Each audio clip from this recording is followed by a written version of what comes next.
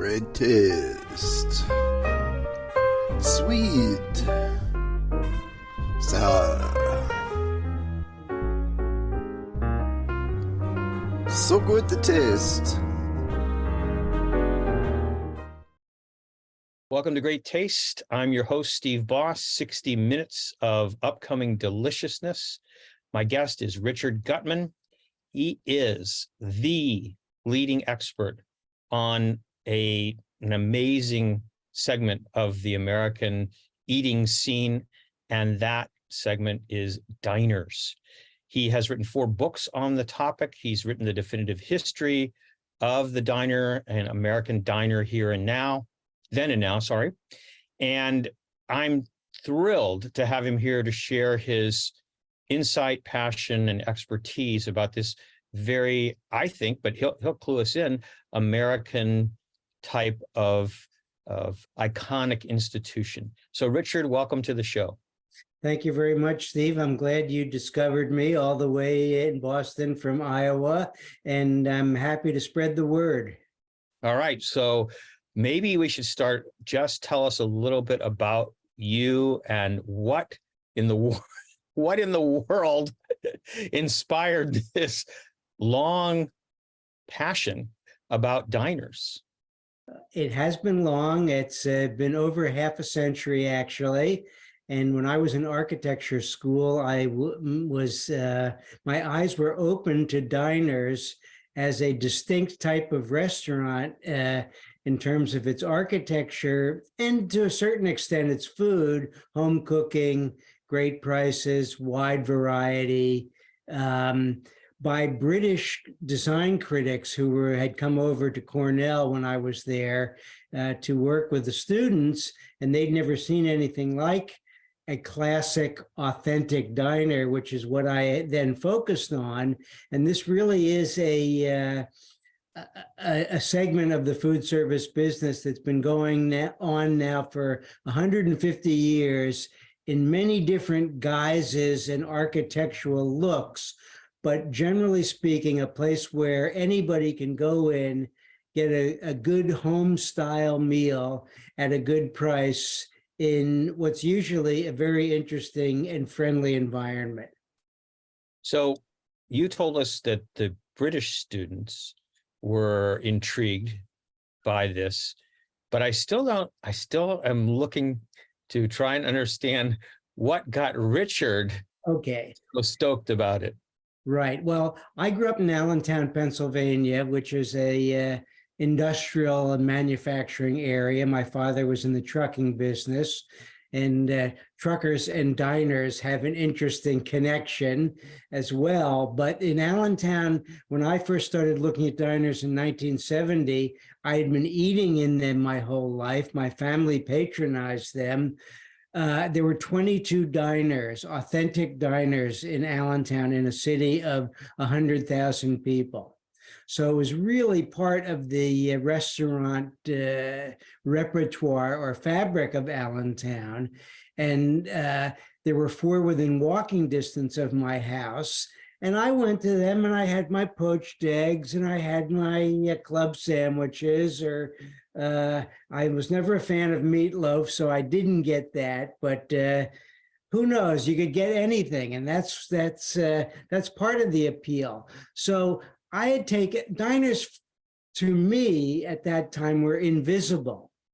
And that is an incredible thing to say, because a diner, a stainless steel building with a flashy neon sign frequently, how can that be invisible? Well, it was just part of the landscape in our towns, in our cities, neighborhoods, on the highways.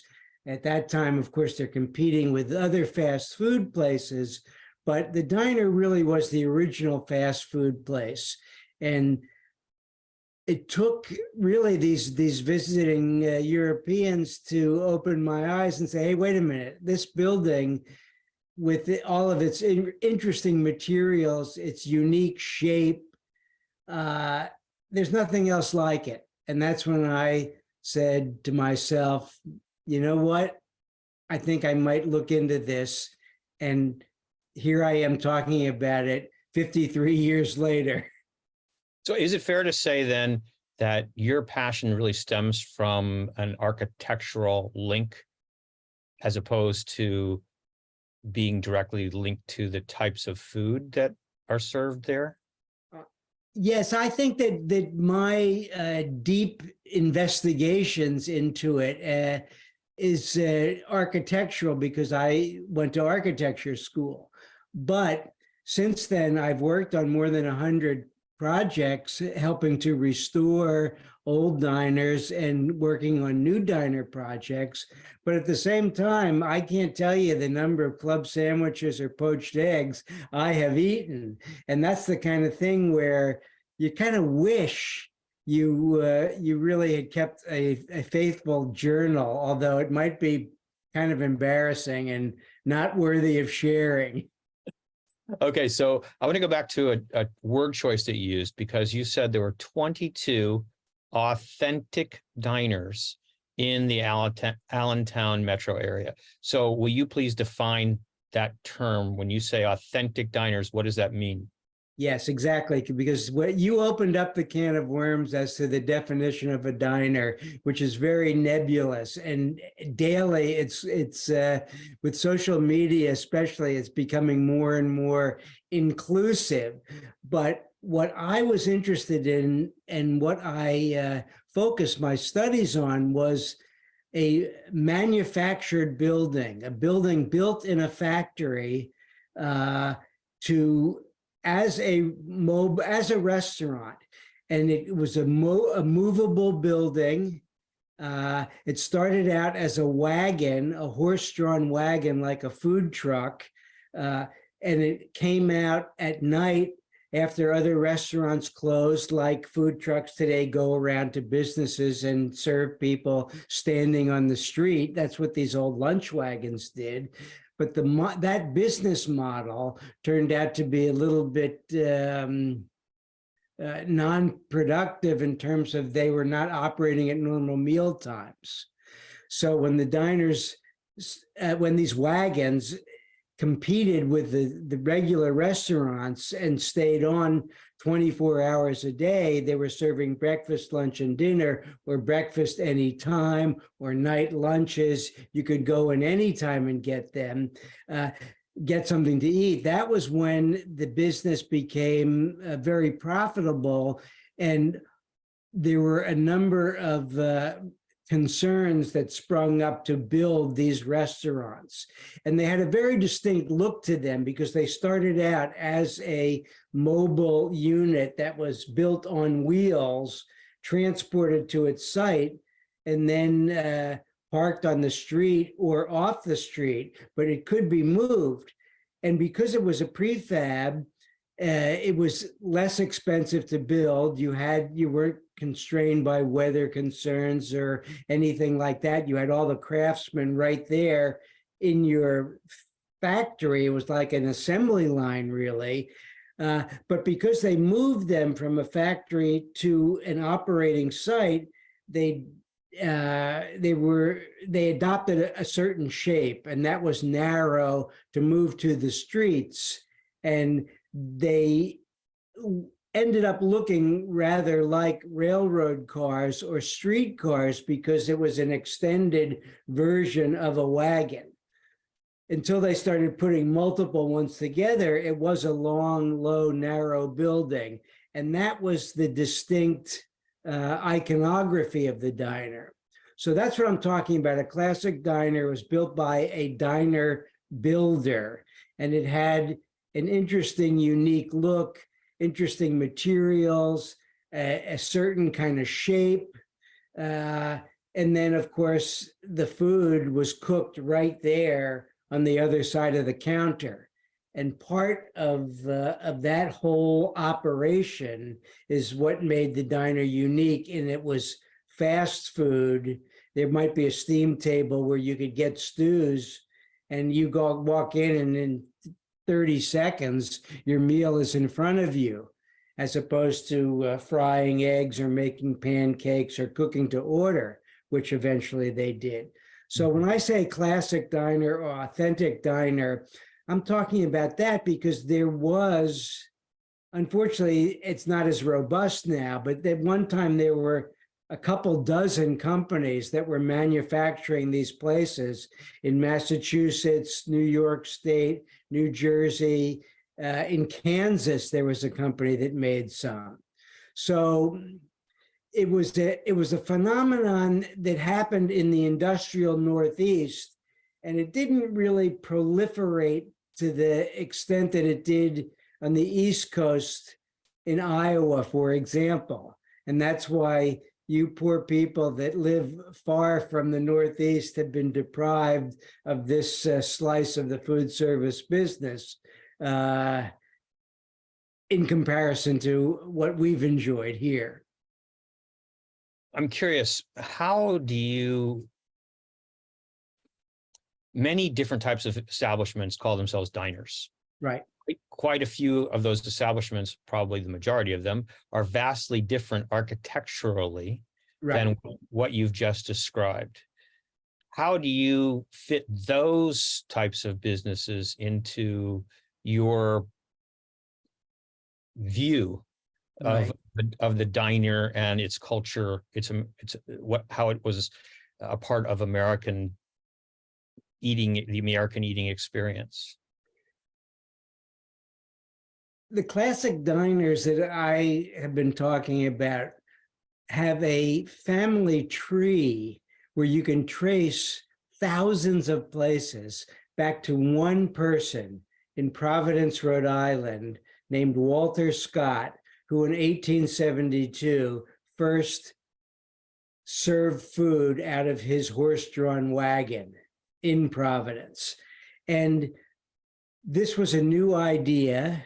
It was food that was made right there, or pies that he baked the night before and brought in, but the coffee was brewed in this wagon. And because it was a unique and catchy idea, it was copied, of course, immediately. And you can trace the companies that built dozens, if not hundreds, of diners from this one person.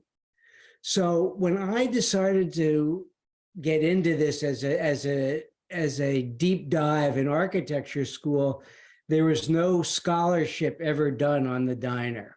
This was in 1970, as I mentioned, and there'd never been a book written about it. There'd been, of course, newspaper articles and some magazine articles, but no one really knew the whole story and connected all the dots. And because I was the person who discovered this undiscovered idea and got the cooperation from people who made the diners and ran the diners, not all of them, because many of them didn't understand why anybody would be interested in, their eggs over easy or their Western sandwiches, and thought maybe I was from the health department or who knows what. So not everybody bought into this, but the ones who did were happy to share this story of this everyday life. And part of the material culture of our history are the people that make the world go round. And many of these people were overlooked as we looked at the presidents, the generals, the Vanderbilts, the Standard Oils. We're not looking at the Worcester Lunch Car Company that made 651 diners over 55 years. But these are a part of the fabric of our life.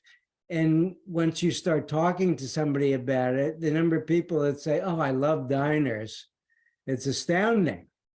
So I focused on this narrow slice and the narrow definition. But as this diner renaissance, as we like to call it, occurred in the 1970s to 80s, when people started to be aware of them, when they were on the cover of the New Yorker magazine, and when they were in films like Barry Levinson's movie Diner, 1982, that's a specific kind of building. But it's also a lunch counter restaurant that serves affordable food. So if you have a restaurant that has a counter and you're serving home cooked food and lemon meringue pies and turkey clubs, that's diner like food. And you say, well, I want to be a diner. I'm going to call myself a diner. So in a sense, sure, that's a diner, but not every lunch counter restaurant is an authentic diner. And by saying they are a diner, it muddies the waters. And right now, I have steam coming out of my ears because a week or so ago, Eater, the online know-all, be-all, end-all of everything food, put on a list online of 29 diners in the United States, and 22 of them were not diners. They were lunch counter restaurants, some of which didn't even call themselves diners. So that's my dilemma, and that's why I'm so glad that I can vent to you today about this latest insult to the world of authentic classic diners. Well, I'm fascinated by it because I do feel, I don't know what the right word is. I feel that I missed something. Diner deprived. Right, diner deprived when I was growing up and even now. And so one question I want to ask you is it still possible? And is it only geographically possible to experience this culture today, just as it was experienced in, say, the 1950s or 40s or whenever, when it was thriving? Mm-hmm. Yeah, you can. I mean, Iowa actually has a range of diners that include a handful of factory-built diners. Unfortunately, the best one, which is Archie's Diner in Sioux City, which was sent out there in 1941, has been closed for a while. But that was built in New Jersey by a dining car company that started in 1927, and they built diners until about 10 or 15 years ago. But you know, the pandemic has wreaked havoc among so many small businesses, and this place has not been able to rebound.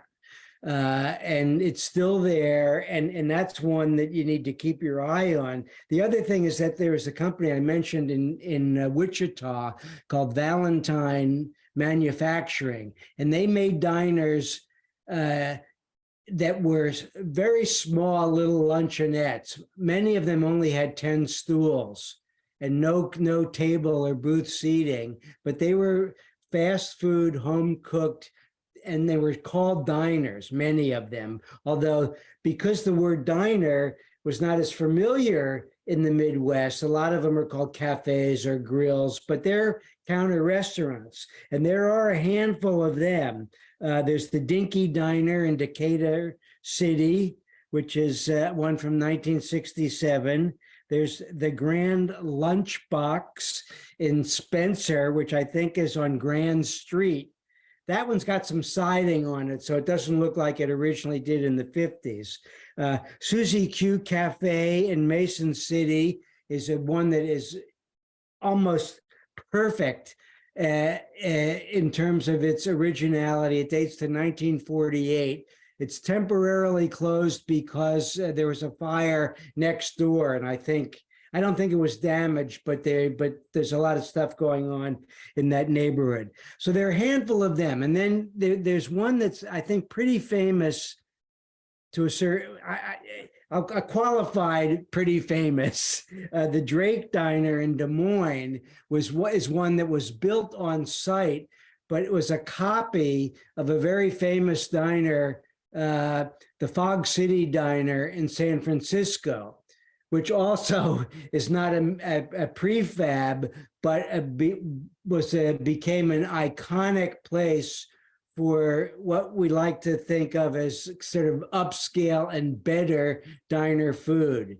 More choices, higher price points, but not high-end stuff.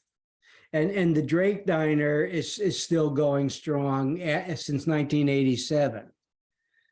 So those are a few things that you can do. Otherwise, you're going to have to go to, I mean, if you want to go to Denver, you can go to the Chuck Wagon, which was brought out in 1957 from New Jersey and is on the National Register of Historic Places, and is a stainless steel diner that has a gigantic sign of a cowboy.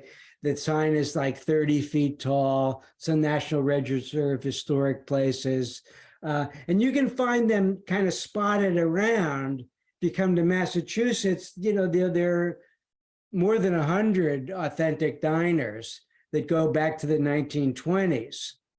And then there are places that are calling themselves diners that are sort of capitalizing on the notion that these are kind of hip, great places, and let's jump on the bandwagon.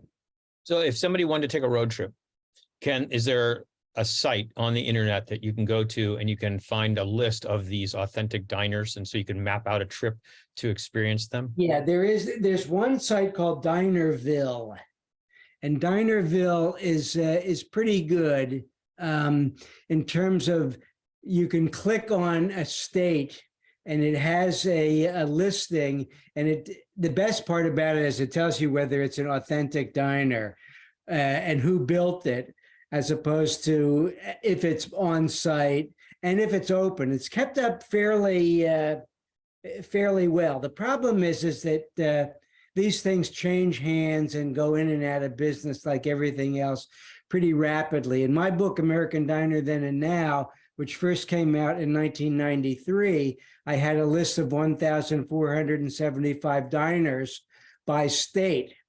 Now, the book went out of print in the year 2000, and Johns Hopkins put it back into print. And we went through, my wife and I, she got carpal tunnel doing this, by the way. We had to change 500 listings in 7 years. 1/3 of the listings. Yeah, 1/3 of the listings. Name changed, diner moved, closed, or whatever. And of course, unfortunately, this book has now gone out of print, and you can buy the book, but you got to go online if you want to. If you see a place, you got to check it out. And happily now, the internet will give you the latest information as to something. I will want to say the thing about a classic diner is, if I would say to you, okay, Wisconsin is very far away from New Jersey, where they built a lot of diners, but there's an incredible diner in Kenosha, Wisconsin, and you would say, well, what is it? I say, oh, it's a 1927 diner built by Jerry O'Mahony. Well, people in the know would have a picture of that, like if you said it's a 1956 Corvette. So part of the reason why you want to be clear about this whole thing of the taxonomy of diners and authenticity is if somebody says, yeah, it's a post-World War II streamliner built by the Worcester Lunch Car Company, I know exactly what it looks like. So you too could know that if you spent a little time investigating that, and other people who need to know these kind of things would say, great. And the other people would say, do they have fish every day or only on Fridays? Are there any manufacturers still operating today, building these diners, classic diners? There's only one of the companies of the old, what we like to call old line companies, the D'Raffaele Manufacturing Company, which started in 1933, is in New Rochelle, and they're still building diners. They were a spin-off from a company that started in 1895. The patriarch of that family, Angelo D'Raffaele, who came over from Italy, many immigrant craftsmen were involved in the building of these, and then, of course, many of them ran diners. But he spun off from another company, and that's why I say you can look at this family tree. The other thing is that there are a couple of companies that started in the 1980s and 90s. And there's one called Starlight, which built diners is still building diners in Florida. And there are a couple of Starlights in Iowa. There's one called Penny's Diner at Oak Tree Inn in Missouri Valley, Iowa. And Penny's is part of some huge chain, and I think they have 30 diners. And I'm not sure how many of them are authentic diners and where they all are. It's too complicated for me to kind of wrap my head around all of it for this interview. So in the follow-up interview, I'll give you the entire story on that. Excellent. But it's still an ongoing thing. And then there are people restaurateurs who say, I want to get an old diner, move it, or take it over and do a new food concept in it. Or there are people who will put a diner-like operation into an on-site building or an old Howard Johnson's or an old other fast food place. So, I mean, the sky's the limit. The closest I can get, when we were talking before, I mentioned the Parkmore in St. Louis, because Right. it was we'll say a classic institution in St. Louis anyway, and it certainly had counter dining, but it was definitely not an authentic diner. And then the other one in my experience that I go to was a place called Toddle House, Yes. which also had that same, we'll say, vibe, but definitely not in any of those kind of manufactured buildings, at least not in the one in St. Louis that I was familiar with. Right. No, that's true. And I think that type of Toddle House or Friendly's ice cream place that also would serve hamburgers, Howard Johnson's, those had a lunch counter for people that were eating by themselves or for people who wanted to eat at a counter. But essentially, those were kind of family restaurants that also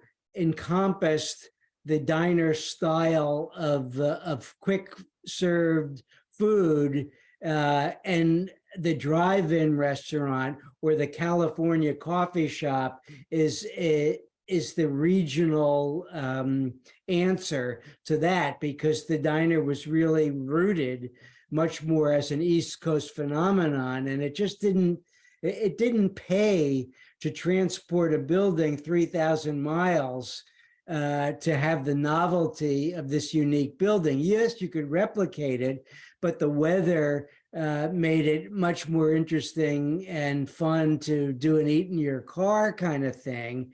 And Toddle House or Howard Johnson's became an equivalent of that as a recognizable brand.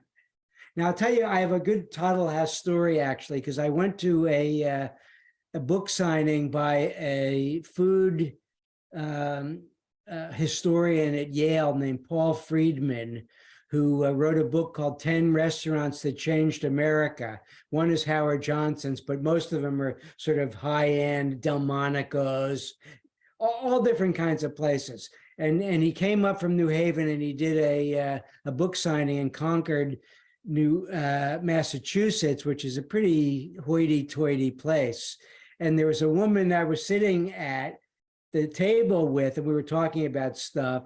And I said that I was a diner expert. And she said she was from Minneapolis, St. Paul. And I said, oh, there's a really famous diner there. It's on the National Register of Historic Places, Mickey's. It was built in New Jersey by Jerry O'Mahony and sent out in the 1930s.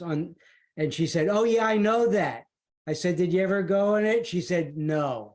She said, we went to Toddle House.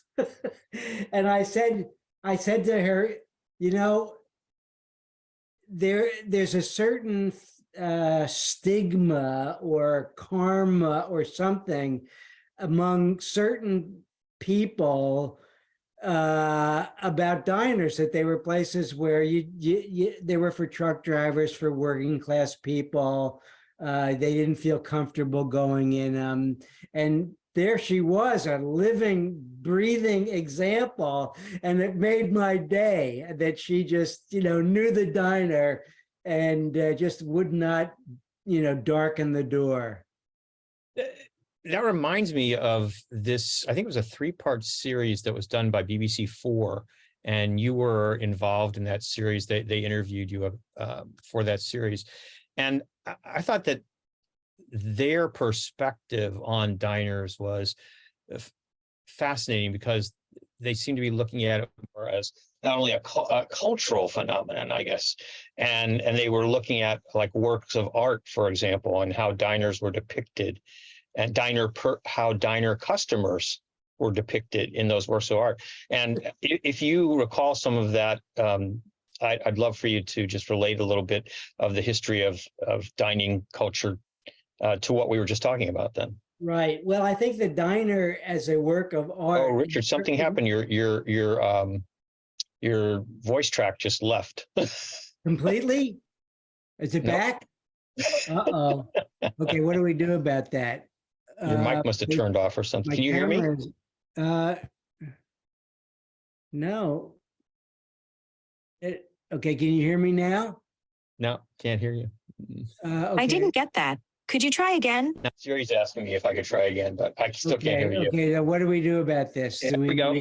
Here, we're here. We're back. You're here? Okay. Okay, good. I don't know what happened. I just, I don't know. Okay, so where were we? We were talking about diners as works of art.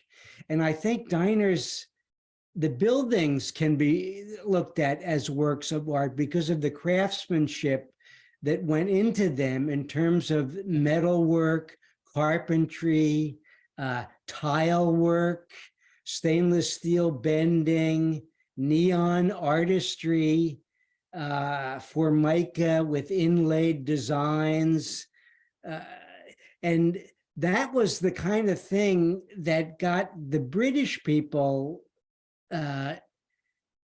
excited about this type of architecture. The other thing is that it was vernacular architecture done by craftsmen, not by trained professionals, not by architects, not until really recently, or the last several decades, did architects actually design diners.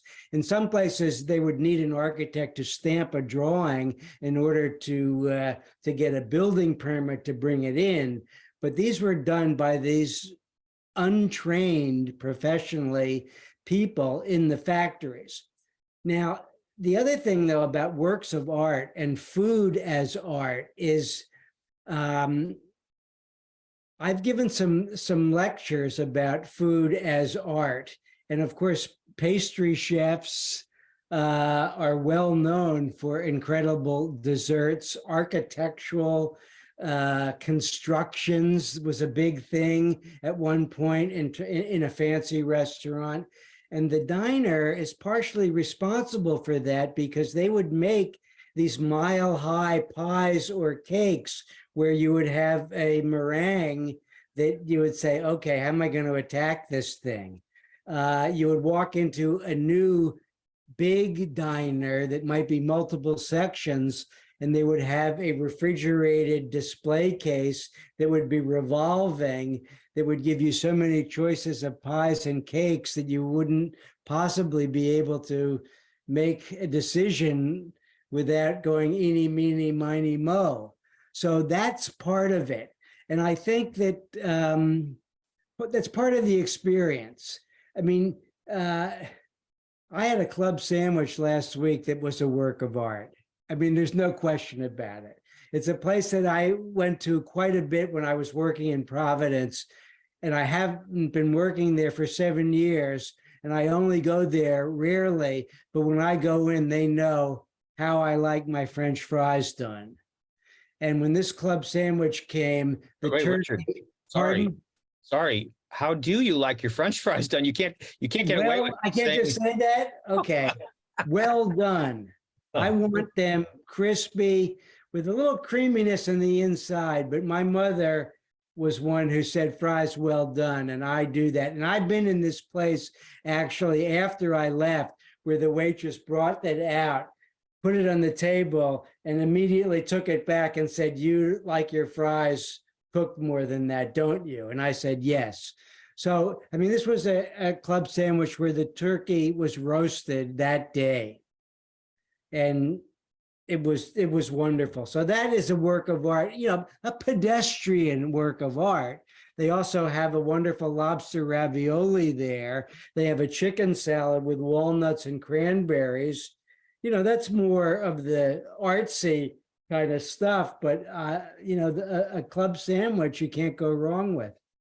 I would be willing to venture a guess that to get a club sandwich with the turkey roasted on the premises that day is something that you might be able to find in 1% of any of the places that exist today to sell food. Well, I think you're right. And unfortunately, a couple of weeks ago, I was at another favorite diner of mine, and they had deli turkey. And man, I could hardly even eat it. I mean, it was such a contrast that I deliberately said, I have to go back to my go-to place and have the real thing. So places have their specialties, and the wide variety of food in a diner is part of what makes it more authentic. At one point, the diner introduced what can be described as the encyclopedic menu, where if 4 people are sitting at a 4-top table, if it's not a booth, or even if it is a booth, you can hardly open up one of these menus without it overlapping with the person sitting next to you because of the tight quarters. And how do they do it? I don't know. The New York Times did a feature. It was a graphic feature. It was one of these full-page things. I think there's a link to it on my website called "How Did the Diner Menu Get So Long?" And it investigates this idea of you can find whatever you want in a diner. And that's why the diner as a fast food place cannot be compared to a hamburger joint, a fish and chips place, a taco place. I mean, you can get quesadillas in a lot of diners. And that's because people went in and said, "Do you have quesadillas?" And they said, "Not today, but tomorrow we will." I've always wondered how does inventory control work in a place like that? I don't know. I mean, one of the things that I got a little bit too far into when I was writing my first book in the 1970s is my editor at Harper and Row said I was on the wrong side of the counter. And I was interested in operations and building diners and the cooks. And he said, no one's interested in that. This book is for the people that are eating in diners. So I think of that. I mean, that editor is dead, unfortunately. He influenced me so much. He edited 3 of my books. But I decided that I was not going to become an expert on the diner kitchen per se. Although I did work in the 1980s with a group called Silver Diner in Rockville, Maryland, that has more than 20 diners now. And they wanted to build a diner for the 21st century. And they have been incredibly successful. From the beginning, they served what they called the food that people want to eat. So that they would serve hamburgers and club sandwiches and eggs, but they would also serve stir fry. They served tilapia. They had all different kinds of things on the menu. And part of what I did in terms of adding my expertise, which was a lot of fun, was that we tasted food. And the question was, does it fit with our concept? Is the price point right? Is it diner food? And now, the last time I was at one of their diners, I went with a vegan and a vegetarian, and my wife and I, who are omnivores, and everybody was very happy with what they got.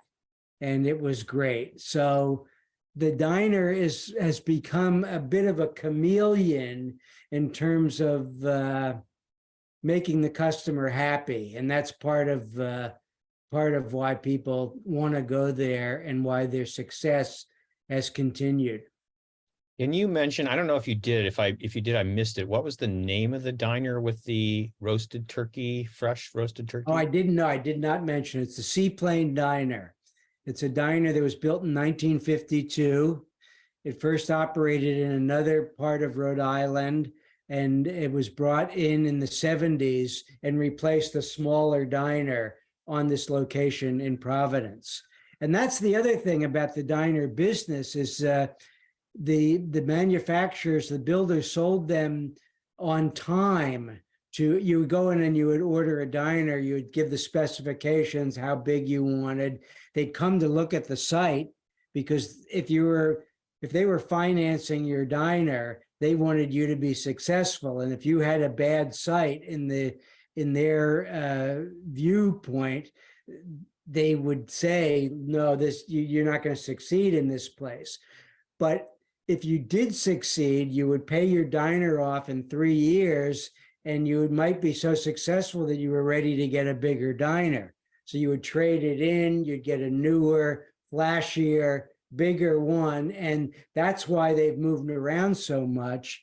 And the fun part is that because their diners still in operation that were built in the 1920s, as opposed to ones that have been redone this year or are brand new, the kind of experience that you can get in terms of the milieu and the design flourishes are as varied as the food and the person that you're rubbing elbows next to you, because anyone will feel comfortable in there. And if you're at a counter and you say, pass the ketchup, that's a perfect lead in for you to say, oh, what you're having looks good. And then you can, who knows where the conversation might go. So did you mean, or I want to understand this clearly, when these companies manufactured these diners specifically for a location, did they actually come like, would say, a mobile home where there was the sinks were already intact, the stove was already there, everything was in its place, so it was essentially ready to go once it was, I don't even know, dropped off? I don't know what the right word. They were usually put on trailers or put wheels underneath and then trucked.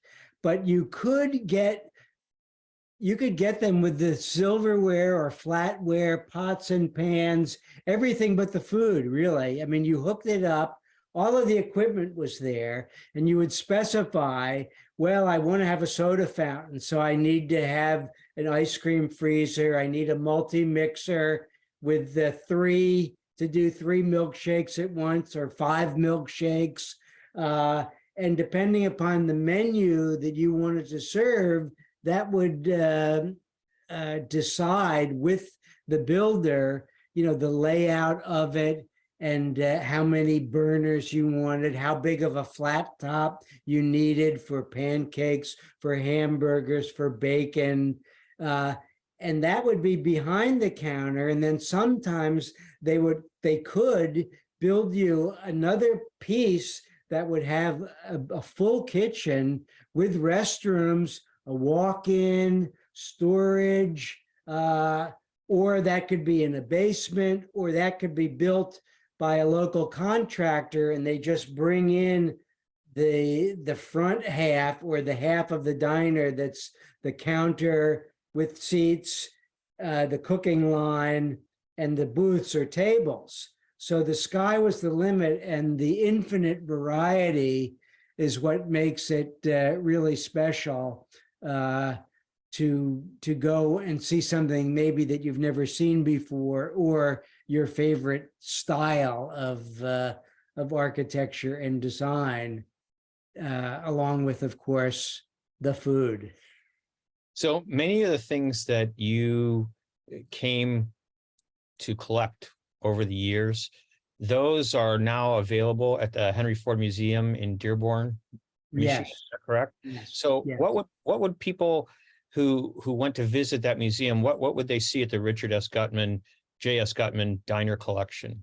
Okay, well, in 2019, I donated my collection to the Henry Ford, and it consisted of, they removed a ton of stuff from my house, literally. I bet your wife was happy, wasn't she? Oh, she was delighted. But you know, as you can see behind me, there are some panels that say garden, and that's a facade from the Garden Diner that was by Boston Garden. And those they won't get until I die. Although I think my son-in-law wants them to put outside his garden at his house. But Henry Ford has an actual diner in the premises, a 1946 Worcester diner where museum goers can eat, so they can experience it. But because I worked on that, and because they have historic buildings and artifacts from our culture that they've been collecting for 100 years, I thought it was a great place to unload, so to speak, my collection, and it includes some 6,000 slides that I have taken over the years, menus, postcards, tile fragments, like, not exactly like from Pompeii, but I like to think of it in terms of that because it's interesting ceramic mosaic tile work, photographs, catalogs, things that I have used to help me restore both the diner that they have and the horse-drawn lunch wagon that they have that they got in the 1920s. So it's not all cataloged. Some of it is online, and I'm hoping that they will. There's talk that they will do an exhibition based on this that will tell the story of why I and they think this is something that our culture is very proud to have made happen. And it's part of the automobile in American life, which is why they got the original diner there, the services along the road. How has the automobile transformed our culture? That exhibition is called Driving America now, and it just looks at the way people in cars have experienced the mobility and the changes that mobility has brought on, and the changes in our environment, the roadside environment, motels, all kinds of architecture, beautification or not, the signage along the roadside, Burma shave signs, all sorts of things. And it's really it's connected to so many things in our culture that I'm happy that my stuff is there.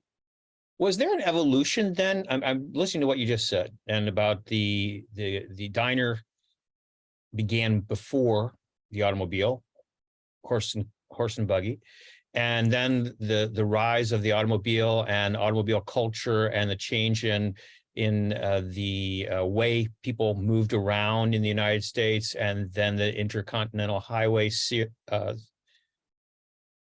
system. And so it just occurs to me that the diner was the next evolution, in a sense, of the diner, something like Stuckey's, for example.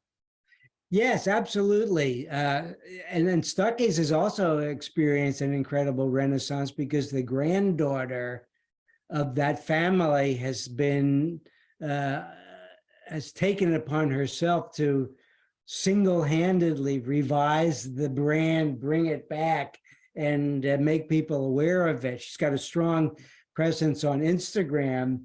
And I think that what's interesting about what you referred to is that the diner started out as this inner city phenomenon, this night lunch wagon, where these places looked a little bit like circus wagons, really. I mean, they were gaily painted up.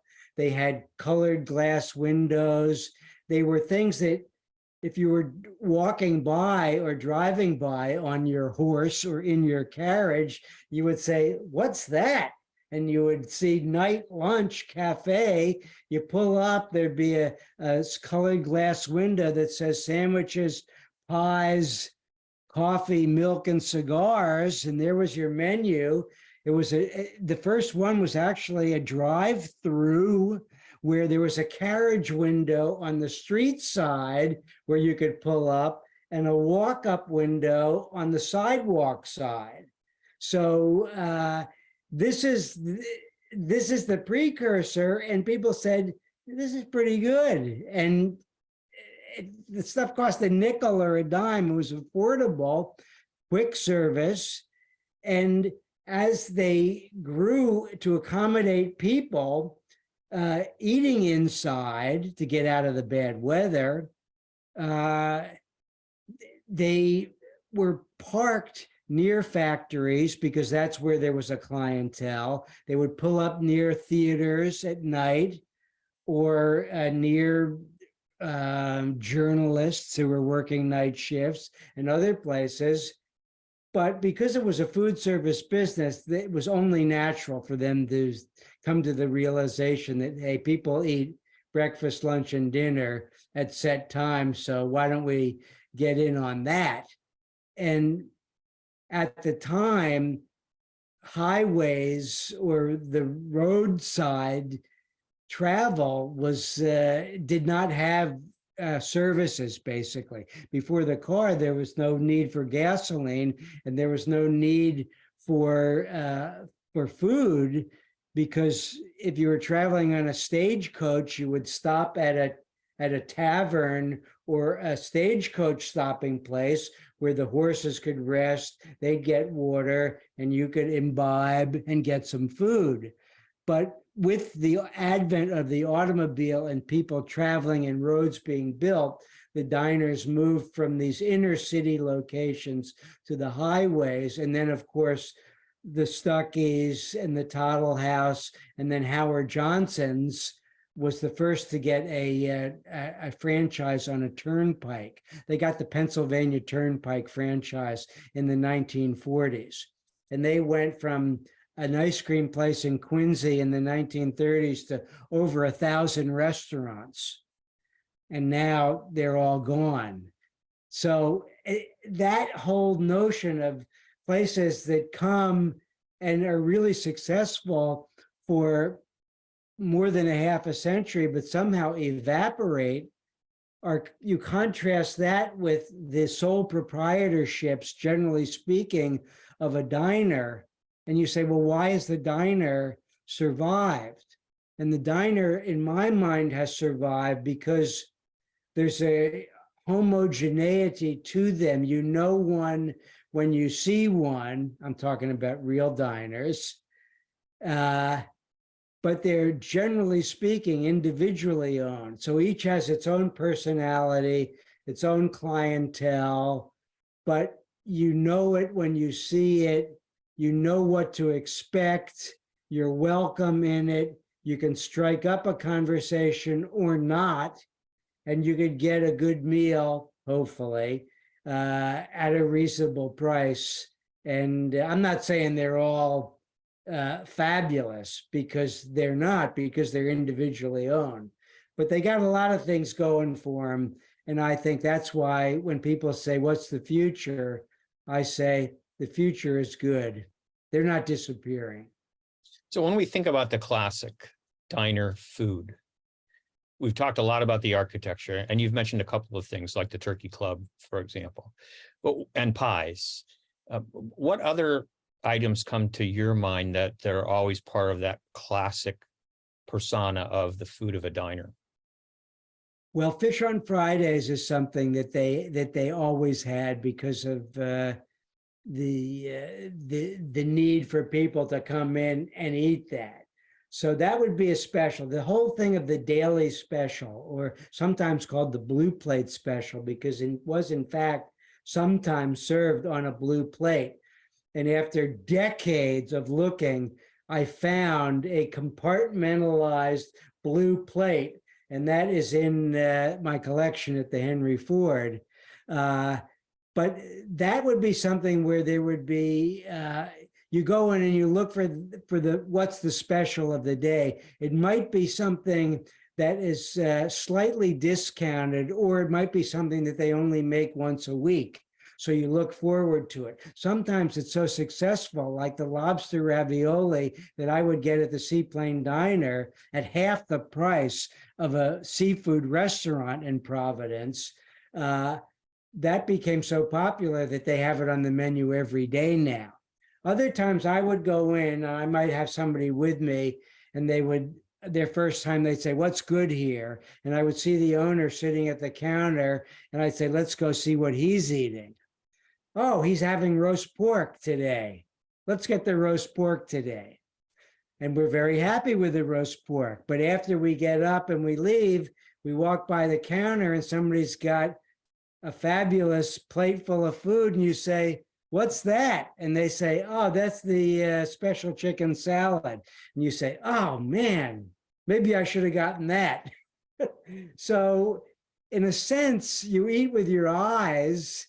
If you see somebody carrying an incredible plate of food somewhere and you say, "That I'll have that," it's like the Harry met Sally, "I'll have what she's having" kind of thing.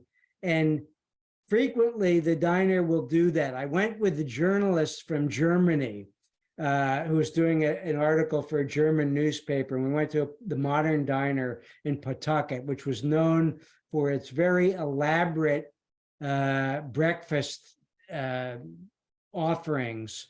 And they would have these specials mostly on the weekend, but they also would have these waffles that had all kinds of wonderful fresh fruit on them and whipped cream. And the journalist, the woman had her 10-year-old daughter with her. And I said, they have a great thing of waffles here.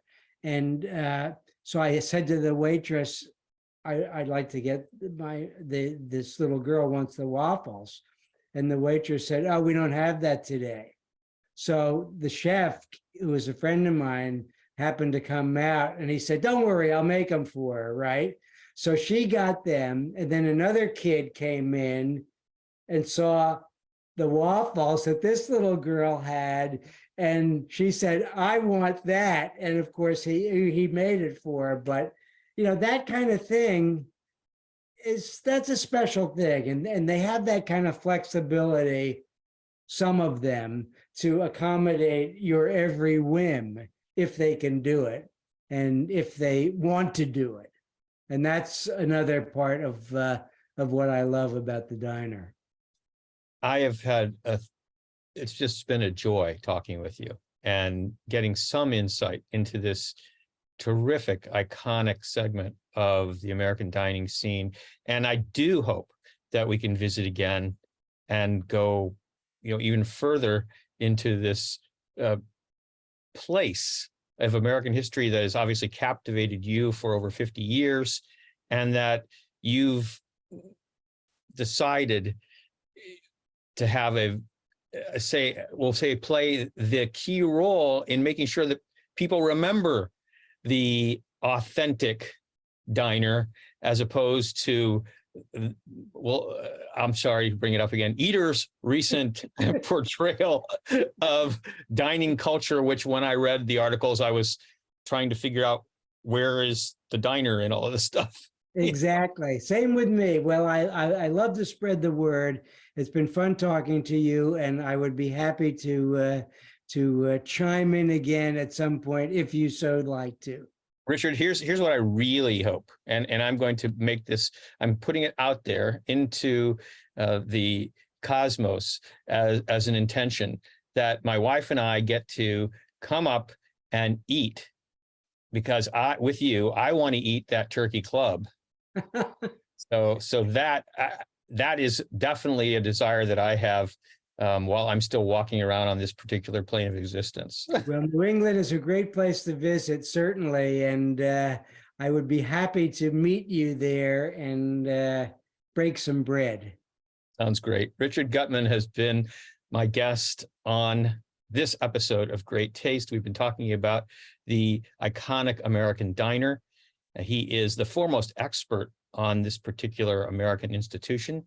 And you've been listening to, or maybe you've been watching, Great Taste, 60 Minutes of Deliciousness with me, Steve Boss. Great taste.